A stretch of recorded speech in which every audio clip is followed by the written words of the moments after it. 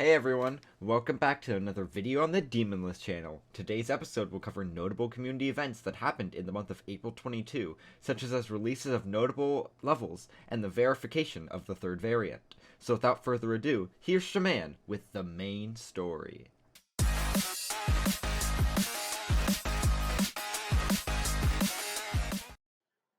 Our main story for this month covers the verification of the hardest existing challenge. The verifier, SCO99, spent over 450,000 attempts verifying this monster of a level, finishing it off on April 17th.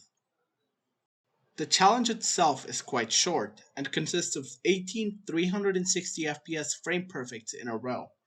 After confirming its legitimacy, it was almost immediately placed at the throne of the challenge list, dethroning the infamous VSC.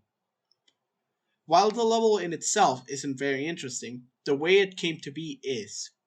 There's no consistency or repetition in the rhythm between each of these frame-perfect jumps. However, SCO's unique mental capabilities helped him develop this mind-bendingly difficult challenge, which may push the boundaries for release challenges in the future.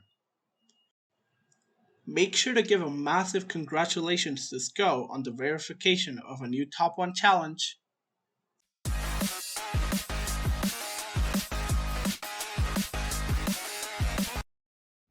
Our next story comes from Zinvir, with the Surgeon of Silent Circles being verified by Zanny on April 23rd. The level has quite a long history, with it initially being set to be verified by Dolphy. After many buffs and a long battle, the level was eventually handed to Zanny. The level was then nerfed to make it more enjoyable, and Zanny made quick work of it. It's a very cool remake of the infamous Impossible level by Cyrillic. If you have the skill, you should give it a try. In other news, a creator contest for the Zodiac sequel, Spectre, is being hosted by Xander. The deadline is July 21st, and rather than having a theme to stick to, the creators are encouraged to show off their unique creating abilities and to decorate however they see fit. If you want to try your hand at the contest, the info can be found on Xander's channel.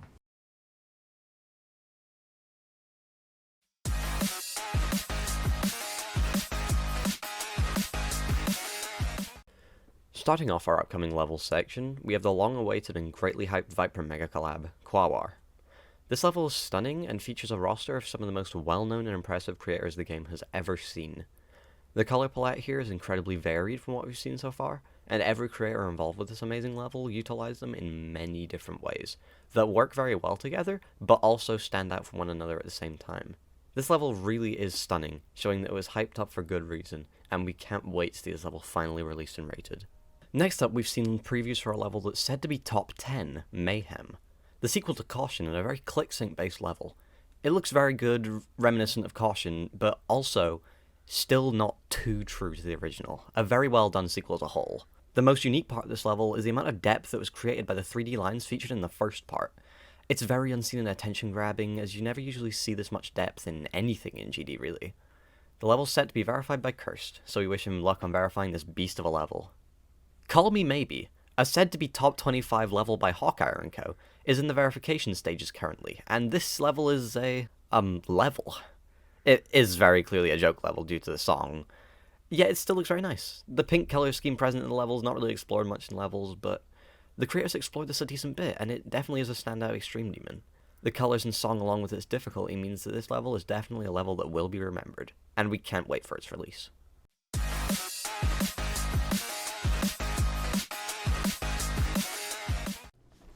Our first released level this month was the long-awaited Aerial Gleam by N-Level and More. After over a year of verification, this level has undergone a handful of verifier changes and an incredible decoration revamp made by rising creator Kuluk, which added many visually astounding and detailed effects. Because of this, Aerial Gleam has resulted in a significantly more refined and accessible version of its original state, and was verified by Doggy. Congratulations to all of these creators and Doggy for finally finishing Aerial Gleam.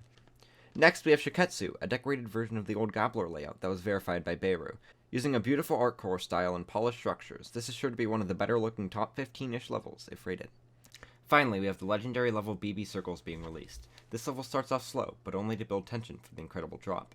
The pre-drop sets up the level very well, preparing the player very well for what is to come. Once the player passes all the parts of the pre-drop and gets to the build-up though, is when stuff really goes down. And then you have the post-drop, which very cleanly ends off the level after the exhilarating experience, and is a true test of nerves after what the player just faced.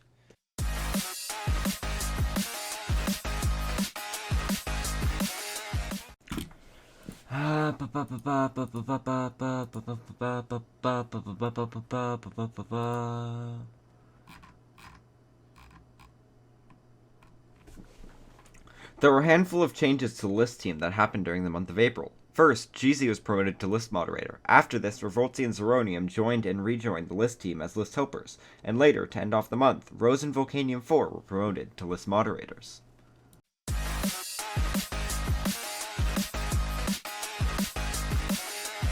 In April, there were a couple of important movements and placements. To start off with placements, Quantum Theory by Hero Zombie 80 was placed at number 86, above the Reaper, and below Dubcore X. Sparkling by M0 and More was placed at number 37, above Veronia and below Deimos.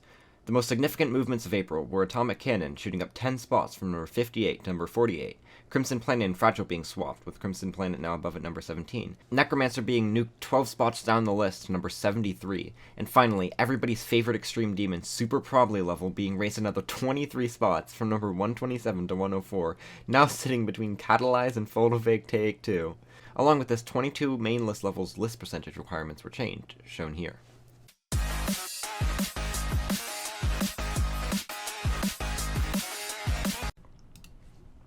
This month's notable achievements saw both some new top players rising and some crazy mobile achievements.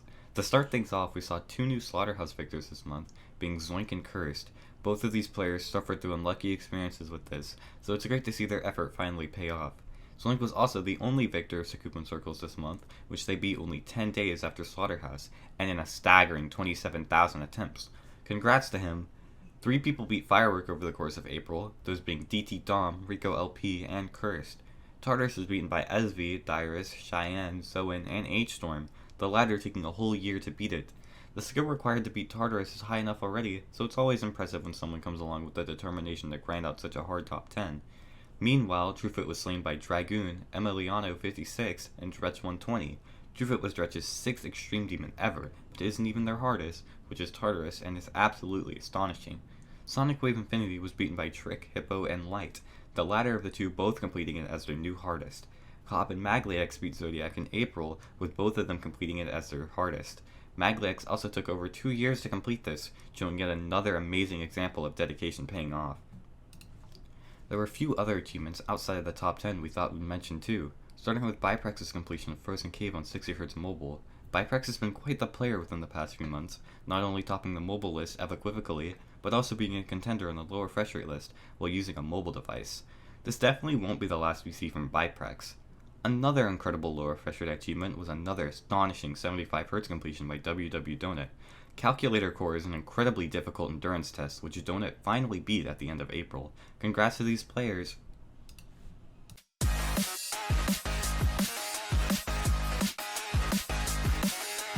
This month, I decided to review an easier Ensanity rather than the typical extreme that one would see on this channel. Lamau, hosted by Mazady, is a level of incredible quality in its gameplay, its visuals, and its theming. I've been hyped for this level since its layout was first previewed over half a year ago, and the decoration absolutely did not disappoint. Starting with the gameplay, the layout features a multitude of very skilled creators. The gameplay is very satisfying throughout the whole experience, and these creators most definitely went all out in their parts here. My favorite part was probably the first drop part, made primarily by PDK. I love his general style, and the first half of his part flows incredibly well. However, the downfall of this level comes in its awkwardness, which is especially noticeable in the pre-drop, as well as in X-Void's part, which is the final part of the level. The gameplay is very reliant on click sync, and while it syncs incredibly well, many of the movements felt weird or inconsistent, and at the end of the drop felt luck-based at times. In my own completion, I got pretty lucky on this level, with only one death at the end. I definitely recommend playing Lamau, as it's very satisfying and relieving to play, but keep in mind that it can feel inconsistent and learny at times. The decoration is also very high quality in this level, with a variety of different designs,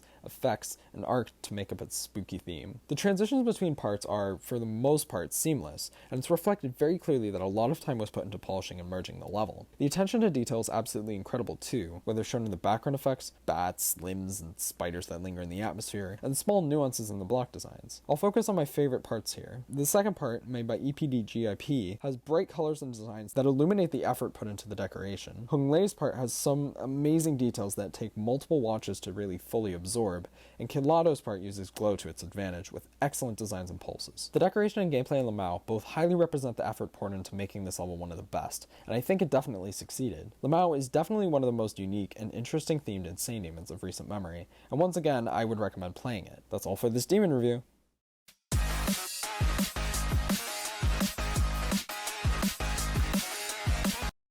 This month's player shoutout will be going to Dretch120, an extremely skilled player who's beaten a total of 6 extreme demons, those being Black Blizzard, Cold Sweat, The Golden, Tartarus, Cognition, and True Fet in that exact order. All of these insane accomplishments were in the span of a little over a year, which is insane considering the massive jumps. Dretch is really underrated, with only 147 subscribers at the moment. Make sure to subscribe to them.